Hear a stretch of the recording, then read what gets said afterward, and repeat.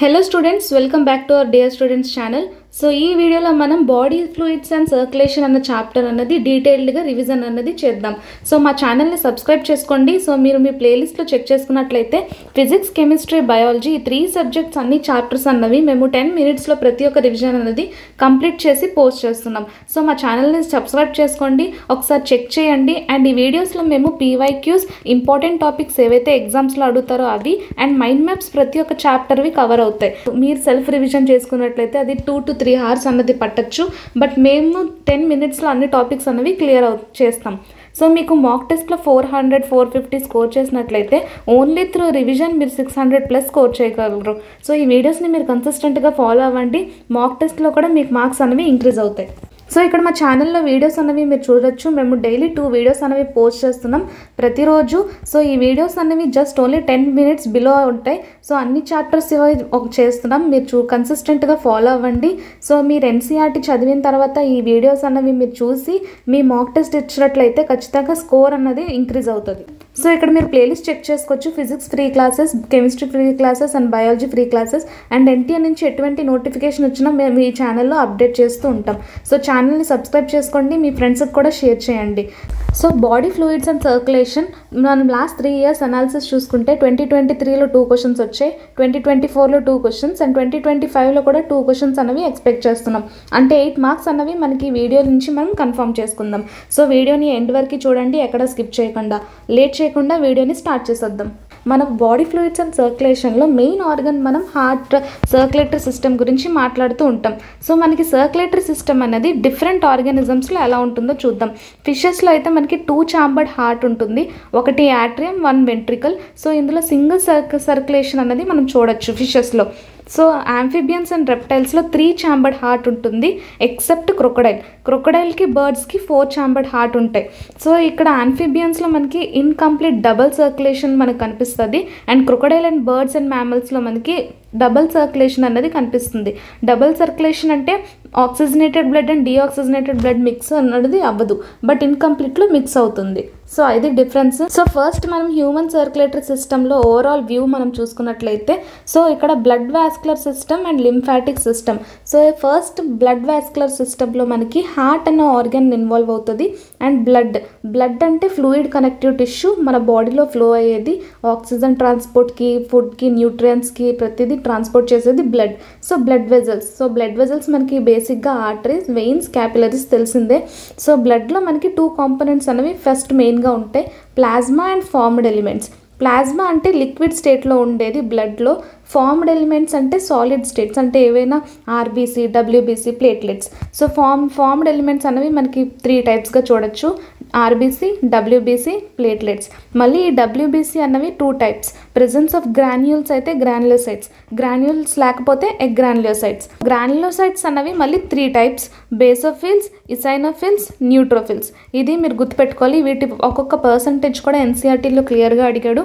Questions కూడా NCERT line నుంచి అడుగుతాడు, బయట నుంచి ఎక్కడ రావు.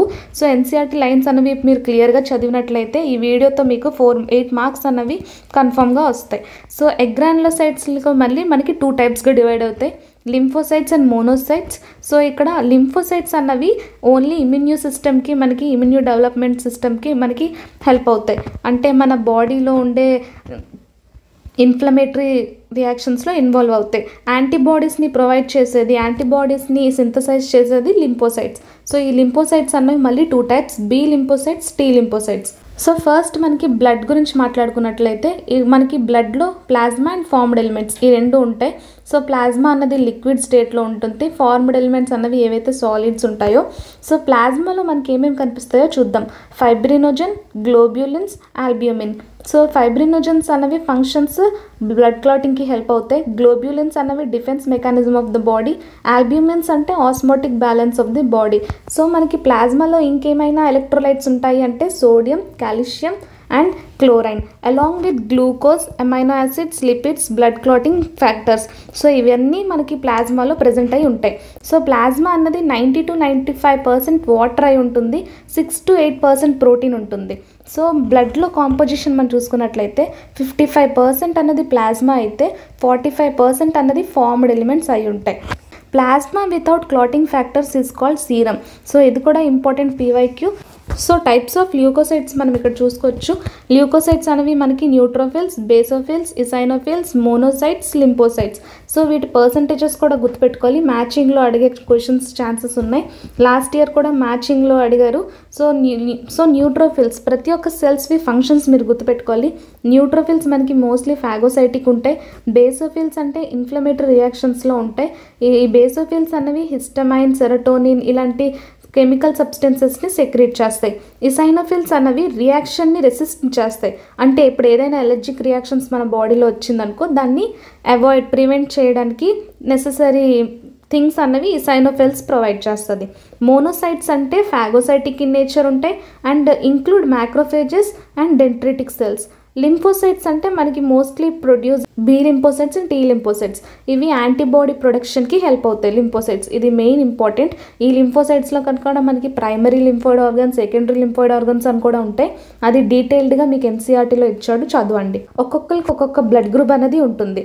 సో ఈ బ్లడ్ గ్రూప్ అనేది ఎలా అన్నది మనం ఐడెంటిఫై చేస్తే, ఫర్ ఎగ్జాంపుల్ ఇది ఏదైనా ఒక ఆర్బీసీ సర్ఫేస్ అనుకుంటే, ఫర్ ఎగ్జాంపుల్ ఆర్బీసీ సర్ఫేస్లో యాంటీజెన్ అన్నది ఏ అయి ఉండి యాంటీబాడీ అనేది యాంటీ బి అయితే ఇది ఖచ్చితంగా బ్లడ్ గ్రూప్ ఏమొచ్చి ఏ అవుతుంది. సో ఇక్కడ మీరు టేబుల్ గుర్తుపెట్టుకుంటే ఖచ్చితంగా మీకు క్లియర్ కట్గా అర్థమవుతుంది. Different blood groups have different donor compatibility. First మనం ఆర్బీసీలో ఉండే యాంటీజెన్ ఏదైతే ఉంటుందో, సో యాంటీజెన్ ఏదైతే ఉంటుందో అదే బ్లడ్ గ్రూప్ అయి ఉంటుంది ఒక పర్సన్ది. సో ఇక్కడ మీరు చూసుకోవచ్చు, ఏ బ్లడ్ గ్రూప్ అయితే యాంటీజెన్ ఆన్ ఆర్బీసీ ఏ అవుతుంది. యాంటీజెన్ ఏదైతే ఉంటుందో అదే బ్లడ్ గ్రూప్ అవుతుంది. యాంటీజెన్ ఏమీ లేకపోయిందనుకో బ్లడ్ గ్రూప్లో, ఆ బ్లడ్ గ్రూప్ అనేది ఓ. ఇది ఎక్సెప్షన్ గుర్తుపెట్టుకోండి. సో యాంటీజెన్ ఏ ఉందంటే యాంటీబాడీ యాంటీ బి అవుతుంది. బి యాంటీజెన్కి యాంటీ ఏ, ఏబీకి యాంటీబాడీస్ అనేవి ఉండవు. సో ఇది కూడా ఎక్సెప్షన్ గుర్తుపెట్టుకోవాలి. ఏబీ బ్లడ్ గ్రూప్కి యాంటీబాడీస్ అనేవి ఉండవు. సో ఇక్కడ మనం చూసుకోవచ్చు, ఏబి అంటే యూనివర్సల్ యాక్సెప్టర్, ఓ అంటే యూనివర్సల్ డోనర్. ఓ బ్లడ్ గ్రూప్తో ఉన్న వాళ్ళు ఎవరికైనా డొనేట్ చేయొచ్చు. ఏబి బ్లడ్ గ్రూప్ ఉన్న వాళ్ళు ఎవరి బ్లడ్ అయినా యాక్సెప్ట్ చేసుకోవచ్చు, అంటే ఎవరిద బ్లడ్ అయినా వాళ్ళు తీసుకోవచ్చు. So presence of antigen, presence of యాంటీబాడీతో మనం ఆ బ్లడ్ ఏ గ్రూప్ మనము చెప్పగలం. సో ఇది కూడా మీకు ఇంపార్టెంట్ క్వశ్చన్, పీవైక్యూస్లో ఫ్రీక్వెంట్గా అడుగుతాడు. సో దీని మీద ఒక అప్లికేషన్ ఉంటుంది, ఎరిథ్రోబ్లాస్టోసిస్ ఫీటల్సిస్. సో అది కూడా ఎన్సీఆర్టీలో ఒకసారి చదవండి, అక్కడి నుంచి కూడా మీకు క్వశ్చన్ వచ్చే ఛాన్సెస్ ఉన్నాయి. సో సర్ఫేస్ మీద యాంటీజెన్ ఏదైతే ఉంటుందో, యాంటీబాడీ ఏదైతే ఉంటుందో దాన్ని బట్టి మనం బ్లడ్ గ్రూప్ అనేది చెప్పగలం. సో ఇక్కడ మనకి మెయిన్ సిస్టమ్, సర్క్యులేటరీ సిస్టంలో హార్ట్ ఆర్గన్ గురించి, heart cardiac cycle, cardiac functions అనేవి మనం డిస్కస్ చేసుకుంటాం ఈ చాప్టర్లో. సో ఆ కార్డియాక్ సైకిల్ అనేది కూడా సెవరల్ స్టెప్స్ ఉంటాయి. సిస్టోలిక్ అంటే డయాస్టోలిక్.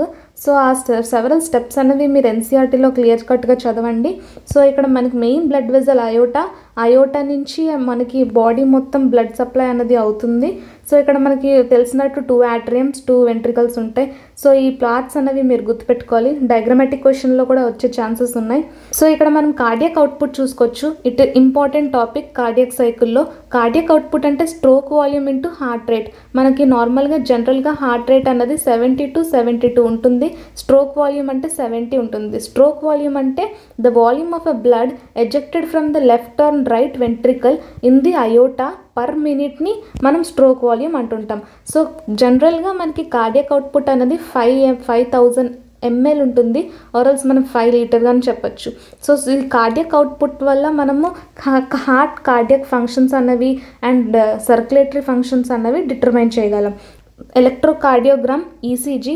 సో ఈ ఎలక్ట్రోకార్డియోగ్రామ్ కూడా మనకి ఏం చూపిస్తుందంటే graphical representation of electric activity of heart. Electric activity అన్నది గ్రాఫికల్ రిప్రజెంటేషన్లో చూపించినట్లయితే దాన్ని ఈసీజీ అంటాం. సో మనకి ఇక్కడ కొన్ని పీక్స్ అనేవి కనబడచ్చు, పీ, క్యూఆర్ఎస్, టీ, 3 పీక్స్ అనేవి కనబడచ్చు. సో ఈ పీ వేవ్ని మనం డీపోలరైజేషన్ ఆఫ్ ఆర్ట్రియా అని అంటాం. సో ఇక్కడ మనకి డీపోలరైజేషన్ ఆఫ్ ఆర్ట్రియా కనిపిస్తుంది, అంటే సిస్టోల్, ఆర్ట్రియల్ సిస్టోల్. అండ్ ఇక్కడ క్యూఆర్ఎస్. సో ఈ క్యూఆర్ఎస్ వేవ్లో మనకి depolarisation of ventricles leading to it's contraction. And ఇక్కడ టీ వేవ్లో మనకి క్యూ మార్క్ బిగిన్స్, అంటే టీ దగ్గర ఇక్కడ క్యూ అనేది బిగిన్ అవుతుంది, కానీ ఇది రీపోలరైజేషన్ ఆఫ్ వెంట్రికల్స్గా కన్సిడర్ చేస్తాం. సో ఒక్కొక్క వేవ్ అనేది దేనికి రిప్రజెంట్ చేస్తుంది అని డైరెక్ట్గా పీవైక్యూస్లో మీకు అడిగారు. సో ఈ ఇయర్ కూడా మీకు క్వశ్చన్ వచ్చే ఛాన్సెస్ ఉన్నాయి. సో ఆ గ్రాఫికల్ రిప్రజెంటేషన్ కూడా ఒకసారి గుర్తుపెట్టుకోండి. సో మనకి లాస్ట్లో కార్డియాక్ సిస్టమ్ అండ్ సర్క్యులేటరీ సిస్టంలో మనకి ఏవైతే డిసార్డర్స్ కనిపిస్తాయో అవి హై బ్లడ్ ప్రెషర్ వల్ల. సో హై బ్లడ్ ప్రెషర్ అంటే బ్లడ్ ప్రెషర్ సిస్టోలిక్ అన్నది 140 అయ్యి డయాస్టోలిక్ 90కి వెళ్తుంది. నార్మల్ అయితే 120/80 ఉండాల్సింది. సో హై బ్లడ్ ప్రెషర్ వల్ల కూడా మనకి హార్ట్ డిసీజెస్ వస్తుంటాయి. అండ్ హార్ట్ డిసీజెస్తో పాటు వైల్టర్ ఆర్గన్స్ లైక్ బ్రెయిన్, కిడ్నీ కూడా డ్యామేజ్ అయ్యే ఛాన్సెస్ ఉన్నాయి. కొరోనరీ ఆర్టరీ డిసీజ్ అంటే సిఏడి అని పిలుస్తాం. సో ఇది ఆర్థ్రియోస్క్లెరోసిస్ అని కూడా అంటాం. సో ఈ ఆర్థ్రియోస్క్లెరోసిస్ కొరోనరీ ఆర్టరీ డిసీజ్ అనేది ఎలా అవుతుంది అంటే deposition of calcium, fat, cholesterol and fibrous tissue in arteries. ఎప్పుడు ఏదైనా బ్లడ్ వెజల్స్ ఆర్టరీస్లో కొలెస్ట్రాల్ అన్నది ఇలా ఫామ్ అయిపోయింది అనుకోండి, బ్లడ్ వెజల్స్కి బ్లడ్ వెళ్ళడానికి వే లేకుండా చేస్తుంది. So effect vessel supplying blood to heart muscles. Heart మజిల్స్కి వెళ్ళే బ్లడ్ వెజల్స్కి ఏదైనా కొలెస్ట్రాల్ డిపాజిట్ వల్ల సో ఆ వే అన్నది బ్లాక్ చేస్తున్నట్లయితే సో మనకి హార్ట్ అటాక్ అలాంటి ప్రాబ్లమ్స్ కూడా వస్తూ ఉంటాయి. కొరోనరీ ఆర్టరీ డిసీజెస్ అంటే సడన్ కార్డియక్ ప్రాబ్లమ్స్ అనేవి వస్తూ ఉంటాయి.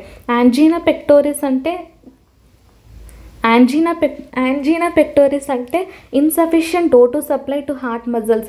ఆక్సిజన్ అవైలబిలిటీ తగ్గిపోయినప్పుడు హార్ట్కి మనకి ప్రాబ్లమ్స్ వస్తాయి. సో చెస్ట్ పెయిన్ అన్నది వస్తుంది. ఇది మెయిన్ ఇంపార్టెంట్ ఈ డిసీజ్కి, మీరు గుర్తుపెట్టుకోవాలి. ప్రతి ఒక్క డిసార్డర్కి ఒక క్యారెక్టరిస్టిక్ ఫ్యూచర్ ఉంటుంది. చెస్ట్ పెయిన్ అనగానే మీకు యాంజీనా పెక్టోరిస్ అన్నది గుర్తు రావాలి. సో హార్ట్ ఫెయిల్యూర్లో మనకు చూసుకోవచ్చు, heart does not pump blood efficiently and cardiac arrest అంటే హార్ట్ స్టాప్స్ బీటింగ్. సో ఈ వర్డ్స్ అన్నవి ఎన్సీఆర్టీలో ఇచ్చాడు. సో ఇదే వర్డ్స్ అనేవి మీరు గుర్తుపెట్టుకోవాలి. దీనికి నుంచి బయటికి మీరు క్వశ్చన్ అనేది రాదు. సో ఇది చదివితే సరిపోతుంది. హార్ట్ అటాక్ అంటే sudden damage of heart muscles due to inadequate blood supply. So ఇవి కూడా మ్యాచింగ్ రూపంలో అడగచ్చు. So body fluids and circulation mind map చూసుకున్నట్లయితే మనకి బ్లడ్ అనేది మెయిన్లీ 2 ఫార్మ్స్గా ఉంటుంది, plasma and formed elements already చూసాం. సో ఎరిథ్రోబ్లాస్టోసిస్ ఫీటాలిసిస్లో మనకి RH యాంటిజెన్ ఉంటే RH పాజిటివ్ అంటాం, RH యాంటిజెన్ లేకపోతే RH నెగిటివ్ అంటాం. సో RH నెగిటివ్ ఉన్న మదర్కి RH పాజిటివ్ ఉన్న ఫీటస్ పుట్టినట్లయితే సో అలాంటి ప్రాబ్లమ్స్ అనేవి వస్తూ ఉంటాయి. అది సెకండ్ బేబీకి ఎఫెక్ట్ అవుతుంది, అది కూడా మీరు గుర్తుపెట్టుకోండి. సో ఇక్కడ WBC క్లాసిఫికేషన్ ఆల్రెడీ మనం మాట్లాడుకున్నాం, గ్రాన్యులోసైట్స్, ఎగ్రాన్యులోసైట్స్ అండ్ ఫార్మ్డ్ ఎలిమెంట్స్లో ఎలిమెంట్స్ ఏవైతే ఉంటాయో.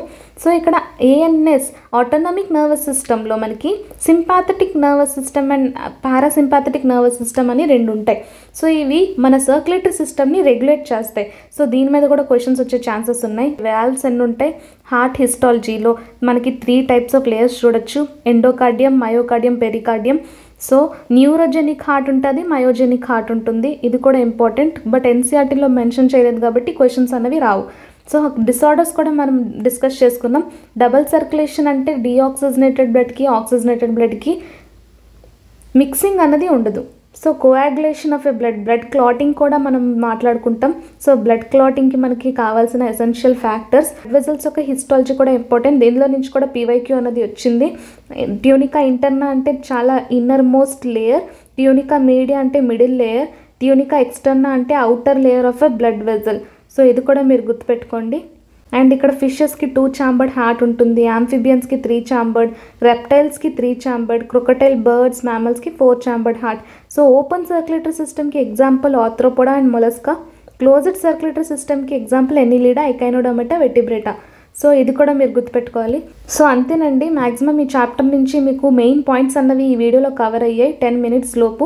సో మీరు చాప్టర్ని ఒకసారి NCERT line to line revise చేసుకోండి. ఖచ్చితంగా 8 మార్క్స్ అనేవి కన్ఫామ్గా వస్తాయి, ఈజీ క్వశ్చన్స్ వస్తాయి.